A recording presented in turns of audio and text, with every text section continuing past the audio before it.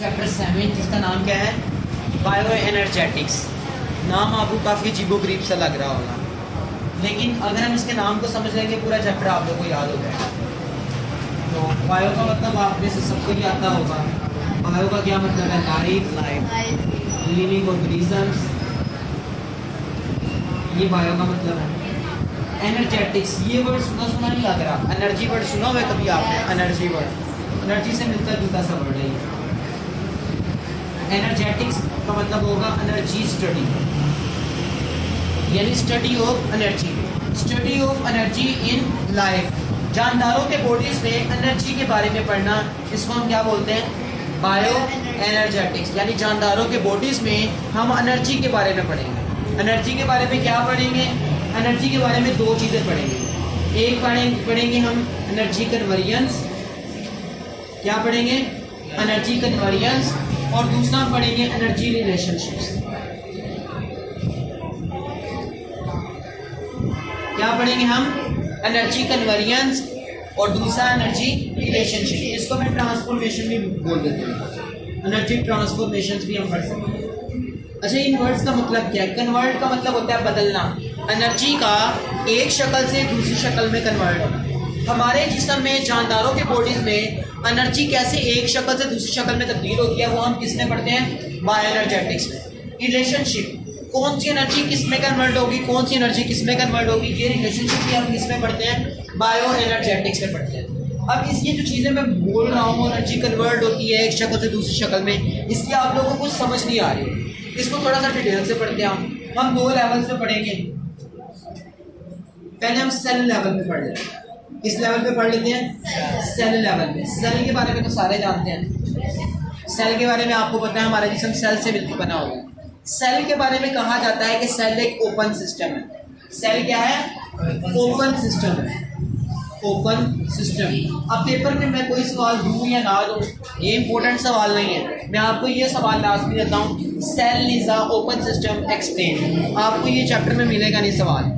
ऊपर वाला जो चैप्टर के शुरू होने से ऊपर वाले जो पैराग्राफ की 4 लाइनें लिखी हुई हैं, इनमें लिखा हुआ है सेल इज ओपन सिस्टम। तो ये सवाल आपने लाजमी करना है, सेल क्यों ओपन सिस्टम है? ओपन सिस्टम का मतलब है एक खुला सिस्टम। आपका घर का दरवाजा खुला है, इसका मतलब क्या है कि कोई भी अंदर आ सकता है, कोई भी बाहर जा सकता है आसानी से। तो cell is a open system का मतलब ये है कि सेल में एनी सब्सटेंस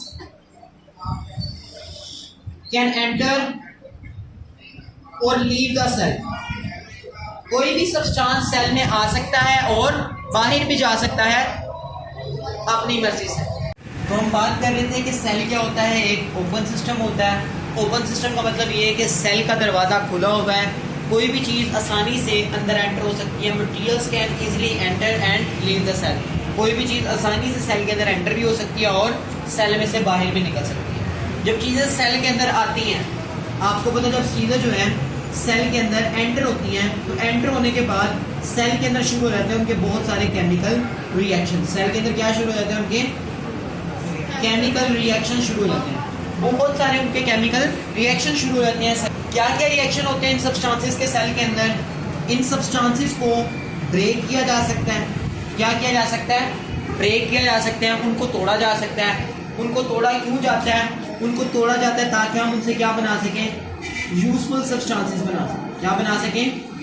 यूजफुल सब्सटेंसेस बना सकें।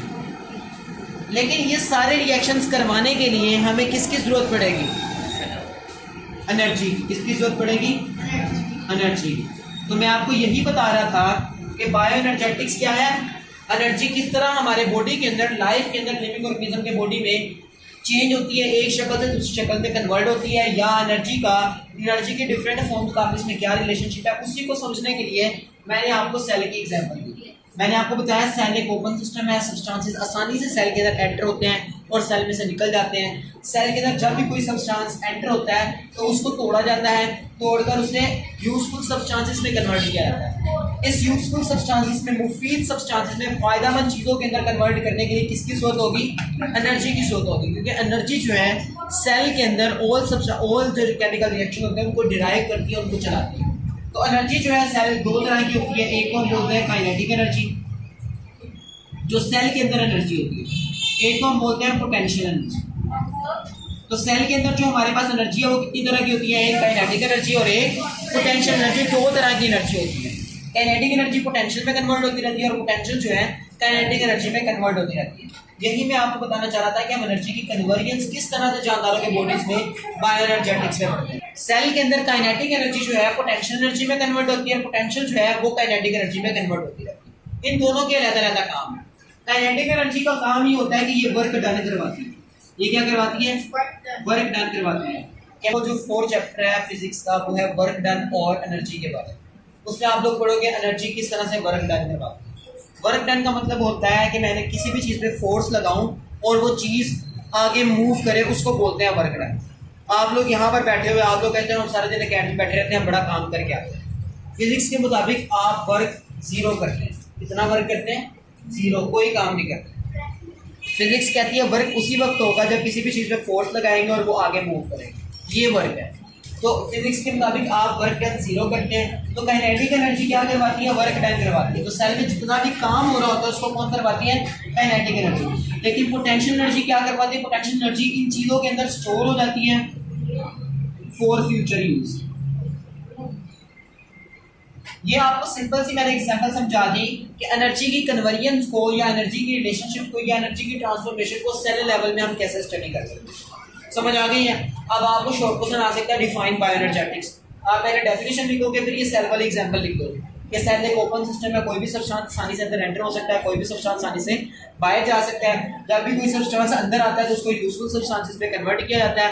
ये सारा काम करती कौन है, एनर्जी। एनर्जी 2 तरह की होती है, काइनेटिक एनर्जी और पोटेंशियल एनर्जी। काइनेटिक एनर्जी क्या करवाती है, वर्क डन। पोटेंशियल क्या करवाती है, स्टोर हो जाती है फॉर फ्यूचर यूज के लिए। ये तो होगी सेल की एग्जांपल। ऑर्गेनिजम्स को भी एनर्जी की जरूरत होती है, पूरे इंसान को भी एनर्जी की जरूरत होती है। यही तो हम वर्ड है, लाइफ को, लिविंग ऑर्गेनिजम्स को एनर्जी की किस तरह जरूरत होती है। तो एक इंसान में अब तक देखें, एक इंसान में एनर्जी कैसे बनती है। तो एनर्जी बनने का प्रोसेस शुरू होता है पौधों से, प्लांट से। कहाँ से शुरू होता है, प्लांट्स में एनर्जी बनने का प्रोसेस शुरू होता है। किस तरह से पौधे करते हैं एक प्रोसेस, इसको हम बोलते हैं फोटोसिंथेसिस। क्या बोलते हैं, फोटोसिंथेसिस। इस फोटोसिंथेसिस में सूरज की रोशनी में पौधे अपनी खुराक बनाते हैं। किस तरह से, कार्बन डाइऑक्साइड को कन्वर्ट कर दिया जाता है ग्लूकोज में, C6H12O6 में कन्वर्ट किया जाता है। समझ आइए इस चीज की। इस सारे प्रोसेस को हम बोलते हैं reduction of carbon dioxide. Carbon dioxide से ग्लूकोज का बनना, इसको हम क्या बोलते हैं, रिडक्शन ऑफ कार्बन डाइऑक्साइड। यही लिखा हुआ, रिडक्शन ऑफ कार्बन डाइऑक्साइड कहाँ पर होती है, प्लांट्स में। उससे क्या बनती है, फूड। समझ आ गई। ऑर्गेनिजम्स के अंदर क्या प्रोसेस होता है, ऑर्गेनिजम्स में रिडक्शन ऑफ कार्बन डाइऑक्साइड होती है, किनमें, पौधों में होती है, और बनती क्या है, फूड। इस फूड को बाद में इस्तेमाल कौन कौन कर लेता है, इस फूड को इस्तेमाल कर लेते हैं ह्यूमन, इंसान इस्तेमाल कर लेते हैं। इसके अलावा बहुत सारे बैक्टीरिया इस्तेमाल कर लेते हैं और बहुत सारे दूसरे ऑर्गेनिज्म इसी प्रिपेयर्ड फूड को इस्तेमाल करते हैं जिसको पौधे बनाते हैं। तो ये जो सारा प्रोसेस हो रहा है reduction of carbon dioxide in food, ये भी एनर्जी चेंजेस की वजह से सारा प्रोसेस हो रहा है। यहाँ पर भी एनर्जी की तब्दीलियाँ आ रही हैं जिसकी वजह से ये सारा प्रोसेस होता है। आसानी से ये प्रोसेस नहीं हो सकता। इस चैप्टर में आगे डिटेल से आप पढ़ोगे फोटोसिंथेसिस किन किन स्टेप्स में होता है, कैसे एनर्जी की तब्दीलियाँ। अब फूड बन गई, उसको इंसानों ने या बैक्टीरिया ने इस्तेमाल कर, यहाँ पर कार्बन डाइऑक्साइड की रिडक्शन होती है। जब हम खाना खा लेते हैं, हमारा खाना चला जाता है पेट में, खाना पेट में ही जाता है ना हमारे। उसके बाद हमारा खाना कहाँ पर जाता है, पेट के बाद। किसी को पता है पेट के बाद हमारा खाना कहाँ जाता है, इंटेस्टाइन। पेट के बाद हमारा खाना खून में चला जाता है। कहाँ चला जाता है, खून में, हमारी आंतों में जाता है और आंतों के जरिए से हमारा खाना खून में चला जाता है। तो ये चीज़ आप लोगों ने याद रखी, जो भी चीज़ हम खाते हैं वो खाने के बाद पेट में जाती है और पेट के बाद वो बॉडी से निकल नहीं जाती है, बल्कि वो कहाँ चली जाती है, आंतों में, और आंतों से खून में। उनमें से जो खराब चीज़ें बचती हैं जिनकी हमें जरूरत नहीं होती उनको हम जिस्म से निकाल देते हैं, और जो फ़ायदेमंद चीज़ें होती हैं वो हमारे खून में चली जाती हैं। तो इस तरह से ही सारा प्रोसेस होता है। अब वो जो फ़ायदेमंद चीज़ें हमारे बॉडी में जाती हैं, हमारे खून में जाती हैं, उनसे हम एनर्जी बनवाते हैं। तो ये सारा कुछ वही बताया गया कि किस तरह उससे एनर्जी बनवाई जाती है।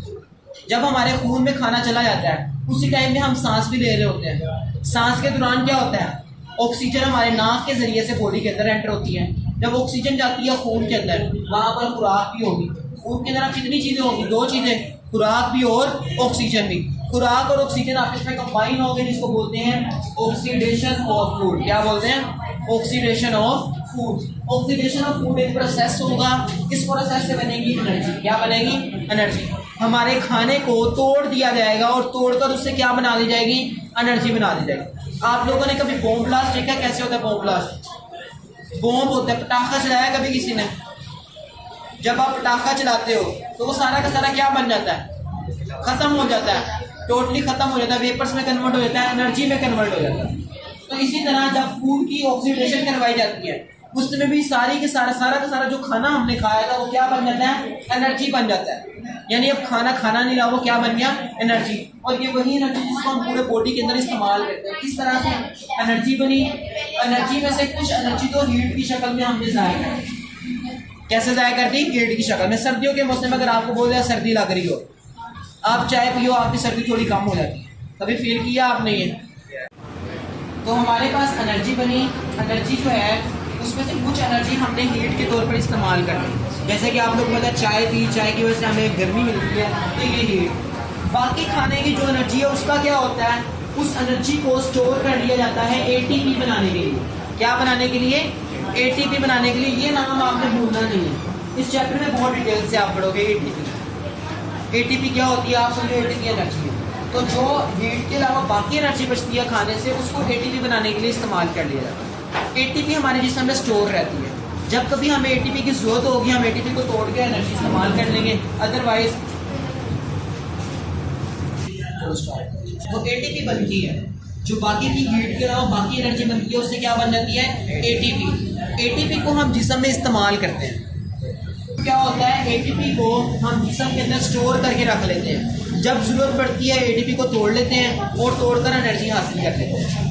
तो एटीपी को हम जो करते हैं, एटीपी को बाद में ट्रांसफॉर्म करते हैं और इसको बहुत सारे पर्पसेस के लिए इस्तेमाल करते हैं जो डेली लाइफ में हमने करने होते हैं। क्या काम करना होता है डेली लाइफ में? हमने हमारे जिस्म की ग्रोथ होनी होती है। इसके अलावा हमने अपने आप को मेंटेन करना होता है। हमारे जिस्म में बहुत सारे केमिकल रिएक्शंस होने होते हैं। इसके अलावा हमारे जिस्म में एक्टिव ट्रांसपोर्ट होनी होती है। इसके अलावा हमारे जिस्म में और भी बहुत सारे प्रोसेसेस होते हैं। उन सारे प्रोसेसेस के लिए इस एटीपी को बाद में इस्तेमाल कर लिया जाता है। समझ आ गई है इस चीज़ की? तो ये आपको मैंने बता दी ऑर्गेनिज्म लेवल में एनर्जी किस तरह से एनर्जी में चेंजेस होते हैं। यहाँ पर मैंने आपको ये सेल लेवल की तब्दीलियाँ बताई और ये मैंने आपको किसकी बताई? ऑर्गेनिज्म लेवल में तब्दीलियाँ बताई कि एक ऑर्गेनिज्म के अंदर, एक जानदार के बॉडी में एनर्जी के अंदर कैसे कैसे तब्दीलियाँ।